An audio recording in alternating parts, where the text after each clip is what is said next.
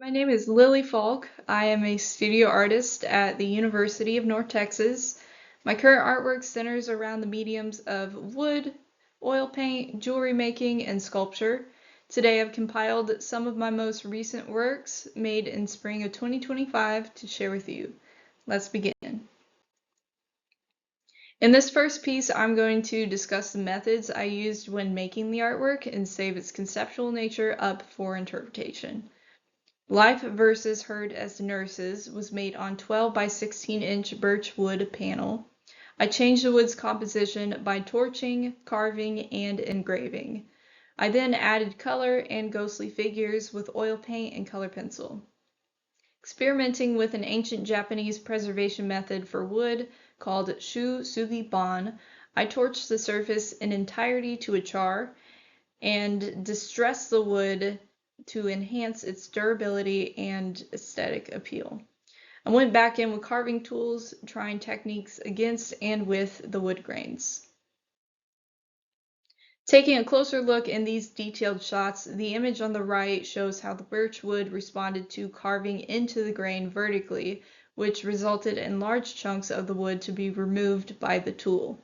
I decided to torch the newly exposed layers and repeat the carving process until satisfied with the depth and texture it presented.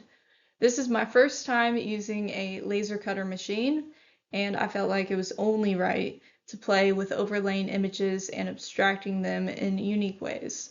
In the image on the left, you can see the lasered text more closely.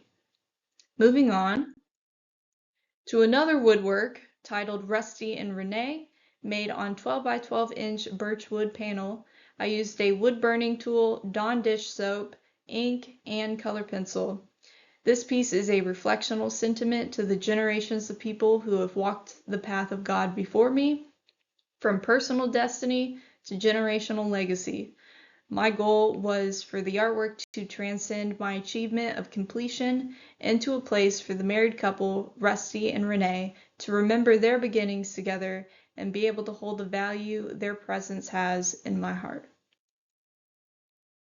As you can see in these detailed shots, there are some mysterious wood-burnt shapes and constructions built around the figures' portraits. I was simply having fun. Moving on to a different medium I dabble in, jewelry and metalsmithing. This is a crow's nest, an alternative bolo tie with a chain of found metal pieces.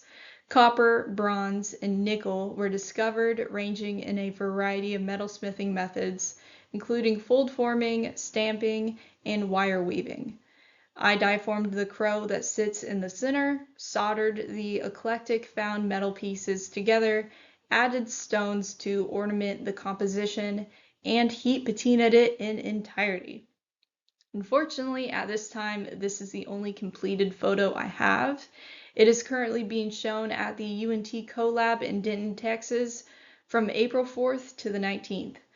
The expedition is titled Bolo-A-Rama and is shown with the Collective Intermediate Metalsmithing and Jewelry Plasticity class. If you'd like to see the beautiful variety of bolo ties, please stop by. Finally, this is a sculpture titled The Earring, a Container of the World. Its dimensions are roughly 7 by 2.5 by 3 inches, length, width, and height. Made with plaster ear molds, a semicircle wood platform, 3 nails, and 2 rubber bands. This is my express perspective of how today's advanced technology has accelerated the battle for who gets to be heard. What I'm hearing in the quote-unquote ring is just bounce back feed from what somebody else has heard or a media platform database has predicted I will listen to. Here is an angled and bird's eye view of the earring. This is my most interpretive artwork to date, I believe, and I'd love to explore more of this kind of representational style in the future. I want to thank you for taking the time to review these recent artworks with me. If you have any questions concerning my creative process and would like to talk more, you can reach out to me via Instagram or email located at the bottom of the slide. Thank you again and have a blessed day.